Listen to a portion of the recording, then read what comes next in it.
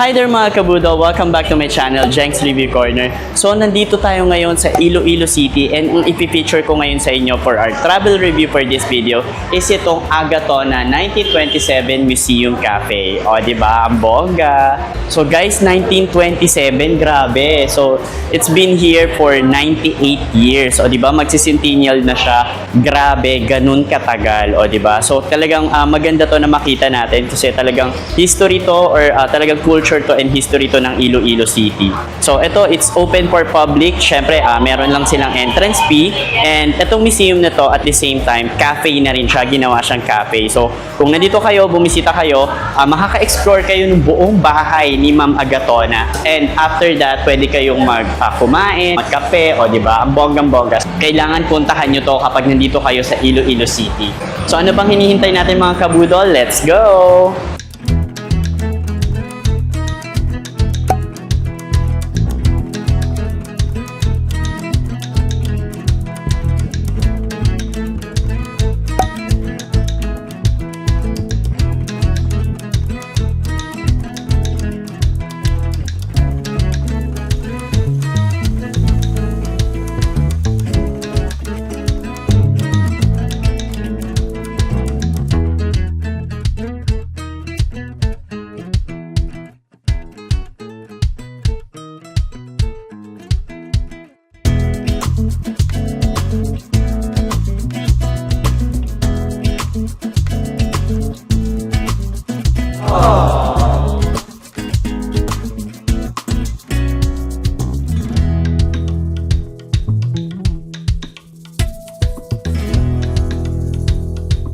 Hello, good afternoon. Ayan. So, nandito tayo ngayon sa reception area nila. So, I'm with Ma'am Okay. Ma'am Kay. Ayan, si Ma'am Kay. So, good afternoon, Ma'am. Ayan. So, anyway guys, papakita ko lang sa inyo.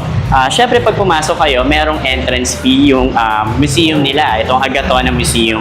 Mamimili kayo sa dalawa pag nandito kayo. So, ang rate nila is isang 320 pesos at saka isang 350 pesos. So guys, magkaiba yon kasi yung 320 pesos, yun yung museum, you get to tour the museum with tour guide. O, diba? Ang bongga, for only 320 pesos. Very affordable. Meron ka ng tour guide. And ang kasama nun, meron kayong choice na kapag punta nyo sa second floor, meron kayong choice na pumili ng brewed coffee, house specialty juice, at saka hot tea. O, diba? Ang bongga. Tapos, meron pa siyang heirloom cookies. O, diba? I'm so excited with the cookies. So, ewan ko kung matitikman ko siya mamaya. So, yun yung may tour guide. Pero, heads up ko lang sa mga vloggers kasi kapag may tour guide yung pinili nyo, hindi kayo pwedeng mag-video. So, that's why ako, as a vlogger din, ang pinili ko is itong second na offer nila or yung itong Museum Cafe, self-guided tour. So, self-guided tour meaning, ako na lang yung maglilibot mag-isa. So, babasahin ko na lang yung mga details, tsaka yung mga kung ano-anong nasa loob. Ako na lang yung titingin at tsaka magpe-feature sa inyo at tsaka magpapaliwanag sa inyo. So, wala yung tour guide, yung 350 pesos. Pero ang maganda doon guys, sa 350 pesos, consumable siya. Kasi yung 200 pesos na binayaran nyo, kasama dun sa 350 pesos, pwede kayong mamili ng food sa cafe nila. So, for example, ayan, pansit molo, ang pwede nating gastusin doon is 200 pesos, di ba? Ito, 199 lang yung molo. So, yun, parang binili na natin siya or free na lang yung pansit molo na worth 199 pesos. Pero, syempre, may iba pa silang mga pagkain dito sa menu na talagang for sure masarap yan, di ba? Pagkaganda-ganda nitong museum, so, papayag ba silang hindi masarap yung food? Syempre, for sure, masarap lahat yan. So, ayun na. So, mga kabudol, pasok na tayo sa loob and mamaya papakita ko rin sa inyo yung mga food nila, kakain tayo. Let's go! So, ayun mga kabudol, dito pa lang sa entrance, napakaganda niya na and dito pa lang meron ng bubungad sa atin agad ng mga souvenir items. O, diba? So, guys, ito pa lang mga souvenir items dito sa cabinet na to. These are all from Padre Pio. So, yes, nandito siya pero hindi siya masyadong connected sa museum itself.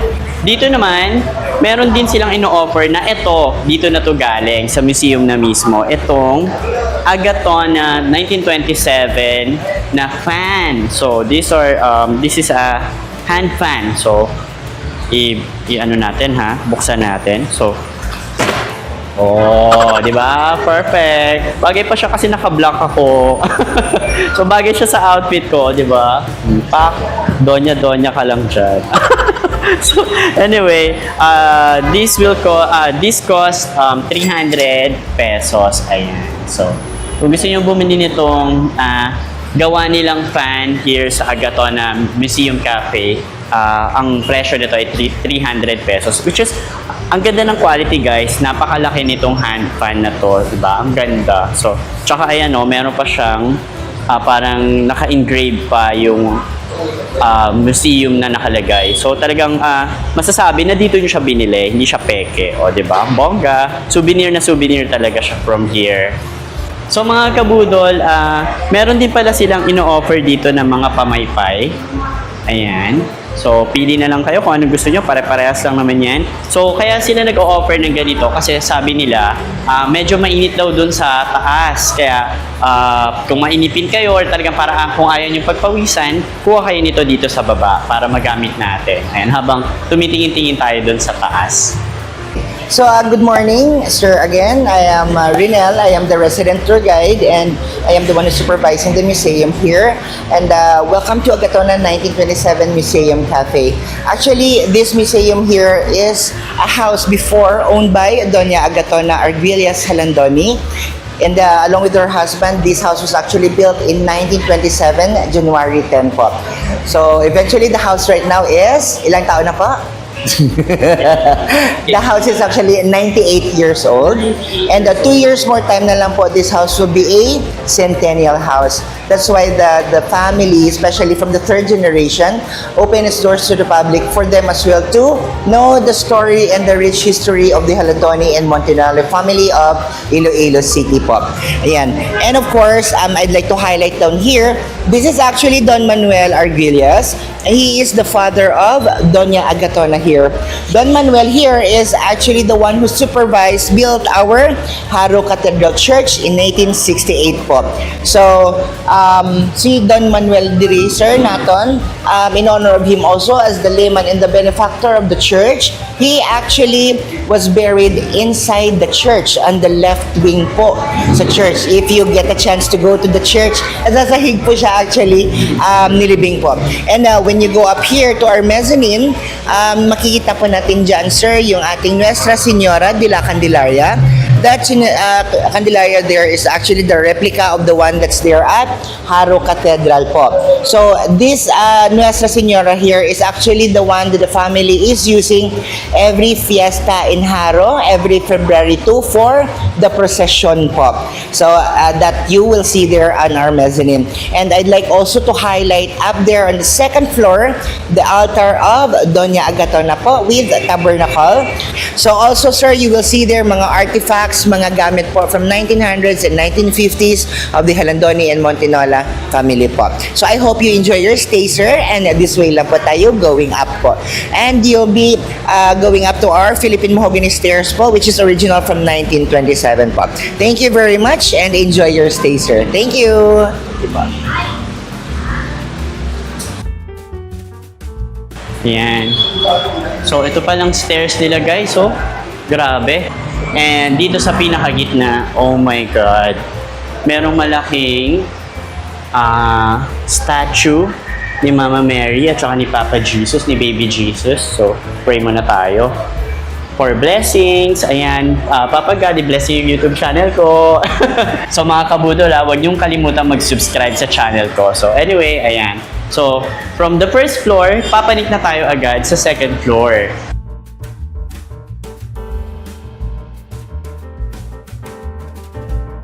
So, ayan guys, di ba? Oh, so, pumapanik na tayo sa second floor and oh my God! Wow!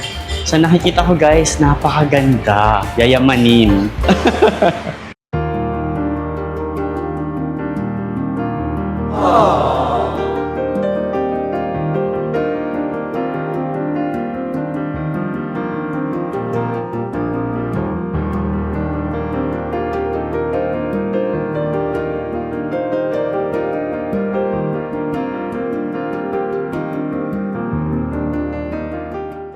Okay mga kabudol, so nandito tayo ngayon sa pinakagitna dito sa second floor and yes, medyo mainit nga pero so ayun kaya kailangan nyo talaga ng pamaypay pag pumunta na kayo dito sa second floor.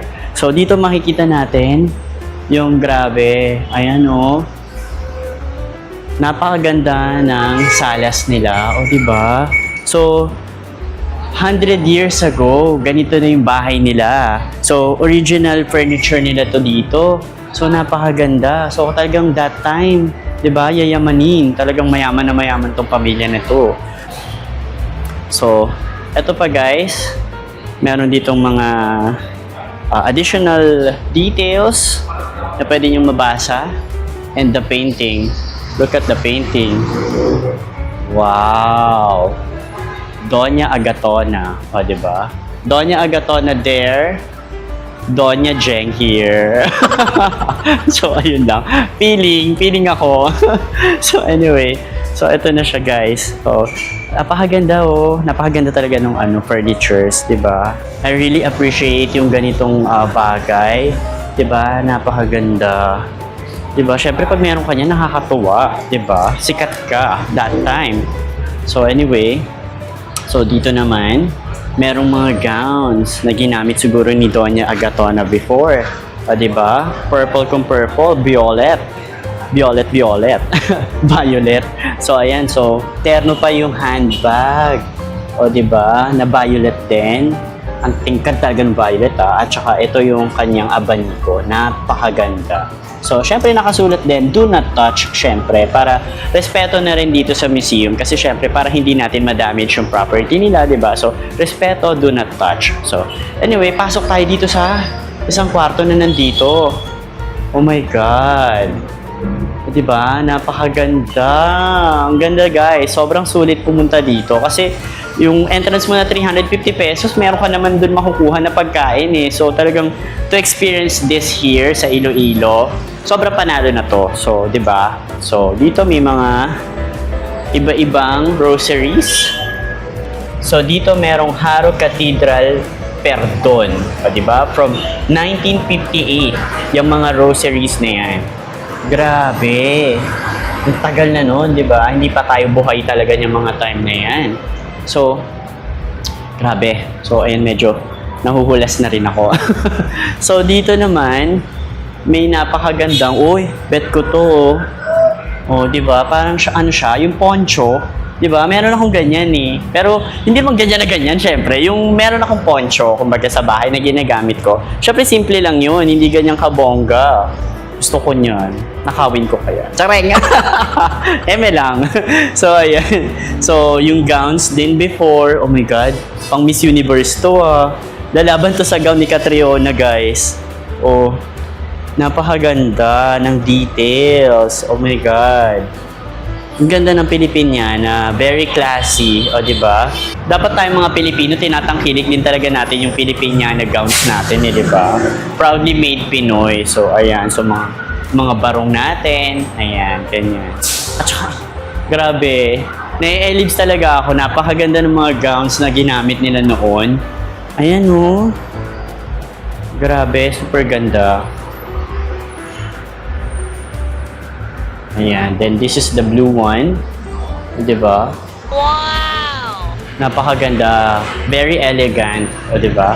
So, dito naman, merong parang yung cabinet niya, diba? Tapos may mirror. Ayan, nakakatakot yung mirror. Natakot. Mamaya may makunan akong multo. Wala naman siguro. Aga-aga pa. So, ayan siya, guys. So, hi! Tinakot sa sarili. So, ayan siya. So, dito may mga lumang photos. Ayan. Ito, high school pa yata si ma'am nito. Or I don't know. Tapos, ayan. Diba? Ito, Jang Gyum. Jang Gyum, ikaw ba yan? So, ito, siya, parang sa Korea yata yan. I don't know. So, syempre siguro punta sila sa other countries, diba? Kasi nga mayaman sila eh. So, ayan. Tapos, dito merong doll. Diba? I'm not sure kung anong story nitong doll na to, pero ayan. Cute nung doll. Yung ko lang talaga, do not touch, di ba? Mamaya, kung ano pa makuha nyo. So, do not touch, di ba? So, ayan. Tapos dito sa kama, syempre, Grabe naman tong kama na to. Napakaganda din talaga. Oh. Diba? Napakaganda ng kama. This is a single bed. So, ayan. Ganda ng kama, oh. Malambot pa. In fairness. So, ayan. So, diba? Dito naman mayroong, ano tawag dyan? Tumba-tumba ba yan? Or kolong-kolong ba tawag dyan? Ayan. So, ay hindi siya hindi siya nagtutumba-tumba. Mukha lang siya tumba-tumba pala. Pero hindi pala siya yung ganon. Parang nagsisiso. Ayan. Tapos dito merong wheelchair. Tapos doon naman, meron ding mirror na naman. O, diba? Full body. Diba? Mirror. Diba? Ang ganda. Tapos, ayan, meron ditong table. So, punta naman tayo dito sa balkonahin itong mismong kwarto na pinuntahan natin. Oh, ayan. So, ayan yung labas niya. So, dito sa labas, makikita nyo na yung highway ng Iloilo. Ayan. So, syempre dati, hindi pa ganito kaingay dito, di ba? Ngayon, syempre, crowded na rin kahit Iloilo City. Marami na rin sasakyan. So, before, sobrang tahimik siguro dito. O, di ba?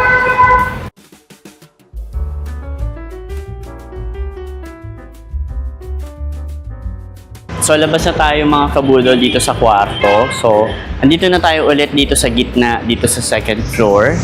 So, puntahan naman natin yung ibang kwarto, syempre. So, punta tayo dito sa kabila. So, ito guys, ang ganda. Oh my God, what is this? So, dito guys, merong function room. Okay? So, ito pala. Pwede nyong arkilahin tong kwarto na to. Kung for example, meron kayong business meeting na ginanap dito sa Iloilo, meron kayong convention, di ba? Ng inyong opisina or ng inyong trabaho, pwede nyo arkilahin tong buong lugar na to, tong convention area nila. Di ba? Ang ganda. Di ba? Tapos aircon siya guys. Aircon tong kwarto na to, syempre pag inarkila nyo. So, andyan pwedeng ilagay yung mga pagkain nyo. Parang naka-catered. Ayan. So, nakasulat naman guys kung magkano tong kwarto na to. Napakalaki. At as in super daming makakaupo dito. So, eto guys yung price niya. Kung gusto niyo arkilahin tong buong kwarto na to. Agatona function room, 8,000 pesos for 3 hours. Ayan. Consumable food and drinks pa yon. So, hindi yung 8,000 nyo, hindi rent lang. Pwede pa kayong makakuha ng consumable food sa 8,000 nyo. So, ayan. So anyway guys, labas na tayo ulit. Punta na tayo ulit sa ibang kwarto. Ay grabe, medyo mainit lang talaga. Pero worth it ha, worth it. Super worth it tong lugar na to. Ayan, kasi talagang it's one of a kind. Lalo na kung katulad ko na taga QC kayo, di ba? Hindi na tayo makakakita ng ganito sa QC di ba? Kaya kung talagang pumunta kayo dito sa Iloilo, dayuhin nyo na to. So, ayan. Portrait of Virgilio Montinola, father of Cecilia Montinola Halandoni. And by Romero E. Enriquez, 1964. Ayan. So, kung sino man siya, okay. Yun na lang yung nasabi. So, ayun. Hindi ko naman na kasi sila kilala, di ba? Malay ko ba? So, binabasa ko lang din yung nakasulat sa painting, kung ano ba yung details. Ayan naman din siya. 'Di ba? Montinola, mayayaman talaga mga Montinola di ba? 'Di ba? Wish ko lang Montinola ko. Charan. So ayan siya. So ito si Padre Pio to, I think. Kung di ako nagkakamali. Ayan. So ayan siya. Padre Pio ba talaga 'yan? Hindi ko rin sure eh. Ayan, basta kayo na bahala kung religious kayo. So ayan. Ay nakasulat dito Padre Pio nga, 'di ba? 'Di ba? Ayan. So, punta kayo. Kung religious kayo, ayan, bonggang-bongga sa inyo to kasi maraming religious artifacts, di ba? Tapos ito, meron ditong, ayan, ano ba to? Sige, ano ba to? Parang Harry Potter. Charing. So, ayan, meron parang pang scholar or I don't know, graduation ba yan? Toga ba yan? Hindi ko alam. Sukat natin. Charing. So, ayan, hindi ko alam. Parang Harry Potter. Pero, ayan nga, or magician. Hindi ko talaga alam. So, wala naman nakasulat na details, pero makikita nyo yan dito. Ayan. So, syempre, kasuotan nila yan dati pa. So, siguro mga event, ganyan. Ayan. Tapos, ang laki ng lampshade, guys. So, tingnan nyo. Super laki ng lampshade. Oh, diba? Laki ng lampshade. Ang ganda. Diba? So, ayan. So, do not sit. Meron ditong upuan. Ang ganda. Ayan, oh. Ayan, do not sit. Pero ang ganda. Lumang-luma na rin talaga siya. Ayan. Tapos dito guys, ayan. So dito sa side na to, ito na yung cafe nila. Tama po ba kuya? Ayan, may tao dito. So ito yung cafe nila. Tsaka ito yung dining area. Then this one, ito hindi pala kayo pwedeng kumain dito kasi may salamin. For sure, ito yung original table nitong pinaka-house, nitong Agaton na museum. Or nung nakatira pa sila dito, nung buhay pa yung mga may-ari. So ito yung dining area nila. 'Di ba? Ang ganda. 'Di ba? Ang haba, super haba.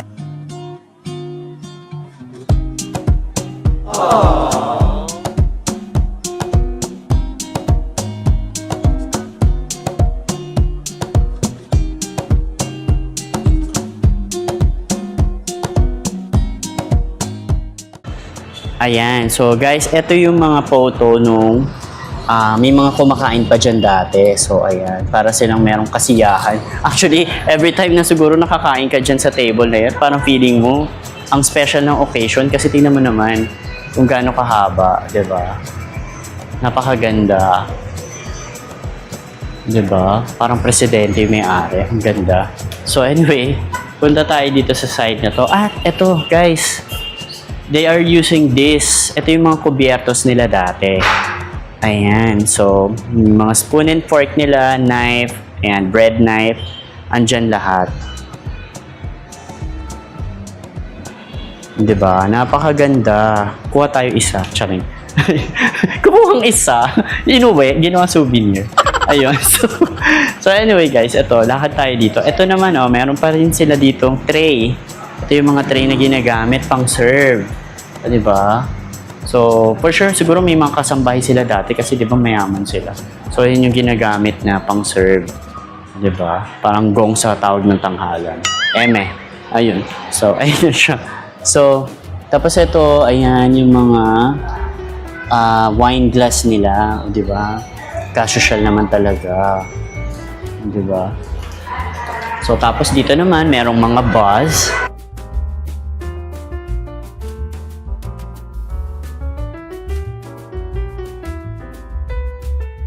Okay mga kabudol, so dito naman sa mini bar nila, meron din kayong mga mabibili na parang cookies, ayan.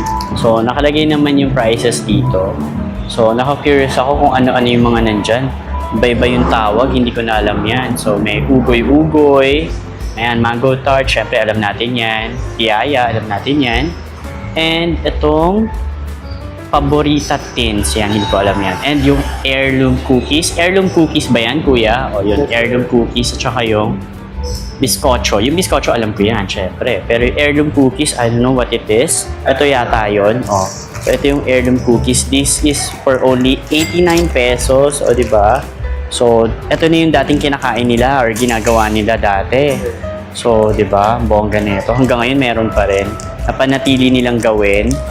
So, in fairness, mamaya bili tayo nito. So, kain na tayo guys sa kanilang cafe. Ayan, dyan tayo magda-dine in.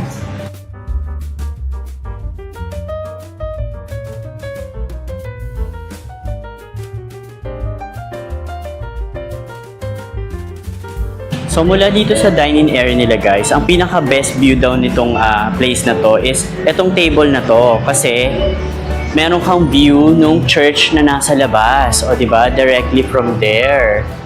Diba? Napakaganda. So, ayan siya guys. So, mula sa bintana nitong museum or ng Agaton na museum, kitang-kita mo sa loob yung church sa labas. Ayan. Ganda talaga. So, ito yung menu nila guys na pwede nyong orderin dito. So, i-post nyo na lang kung curious kayo kung anong mga makakain dito. At saka kung magkano yung prices nila. Ayan. Okay, so mga kabudol, I'm ready to order na. So, tatawagin ko na yung kanilang waiter or staff. So, diba? Ang taray, yayamanin talaga. Okay, so sir, order na po ako. Repeat order lang ko, sir. Isa ka lengua, isa ka pancit molo, isa ka pineapple basil in glass, isa ka bottled water, and isa ka golden frozen caramel. Okay, thank you. Prepare ka lang, sir. Wow. Okay, thank you. So, eto na guys yung ating parang syempre appetizer lang muna or sides, 'di ba? So, para hindi tayo mabiglang kumain, meron muna tayong umorder ako ng pancit molo soup worth 199 pesos. O, 'di ba? Tapos meron pa siyang kasamang sides na ayan, na parang bread. Mga kabudol, let's eat!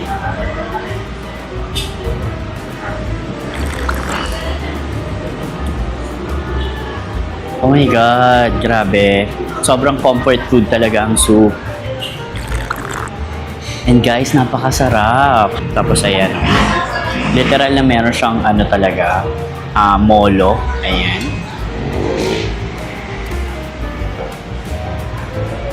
Sarap. Yung soup pa lang yung sabaw pa lang, ang sarap na talaga.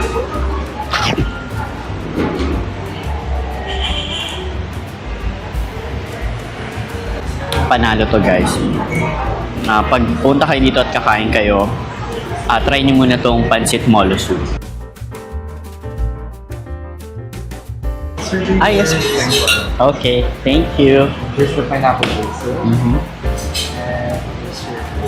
Let me just put the rice. Yes. Thank you. Thank you.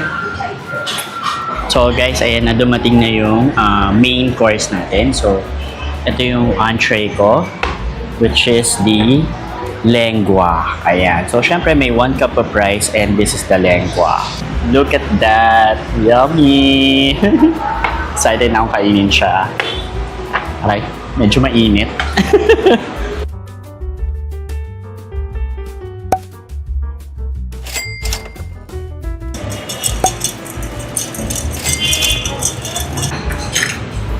Tikiman na.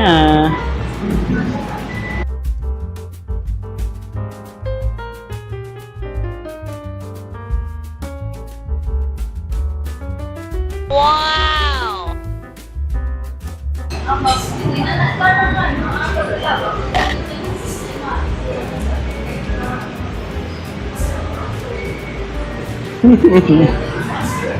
Grabe. It's really good, mga kabudol. Ang sarap.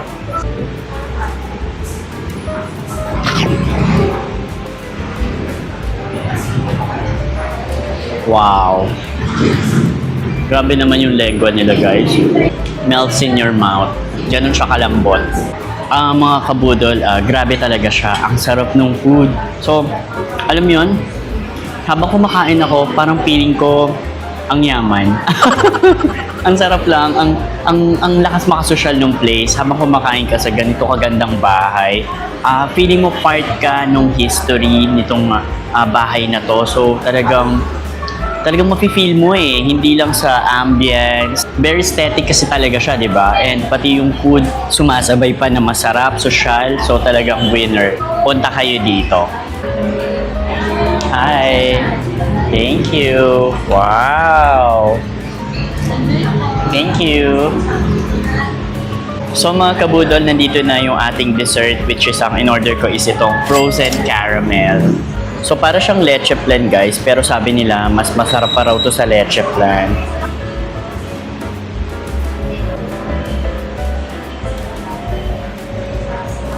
Okay, sobrang frozen niya talaga.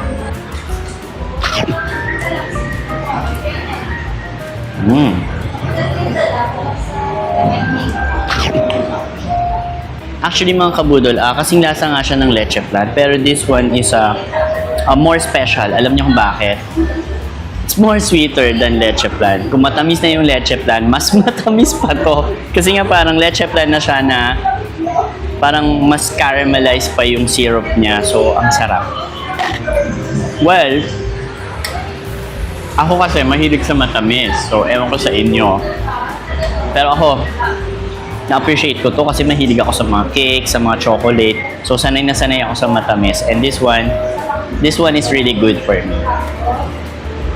So mga kabudol, if you're enjoying this video, please paki-like nyo naman. And syempre, huwag nyo kakalimutan mag-subscribe sa channel ko, Jeng's Review Corner, and hit the notification bell para updated kayo sa mga bagong review vlogs na ilalabas ko. So, ito naman mga kabudol, ito yung room nila na, grabe, sobrang ganda. Ito yung parang pinaka-altar ng bahay. Grabe naman sa altar to, di ba? Bongga ng altar nila. Napakaganda. Ang laki. Tapos, ayan siya. Ganda. So, pag kailangan nilang syempre magdasal, ayan, dyan lang sila humihingi ng kanilang dasal kay Papa God, kay Lord Jesus Christ. Ganda. So, di ba? Hindi ako pwede mag-joke dyan. Nung laban natin dyan. Ayan. So, there you have it mga kabudol. Again, sana nag-enjoy kayo dito sa ating travel review. So, ayun. Kita-kits ulit tayo sa next videos ko. Huwag kayong mawawala. Ingat tayo palagi. God bless and remember, stay cute!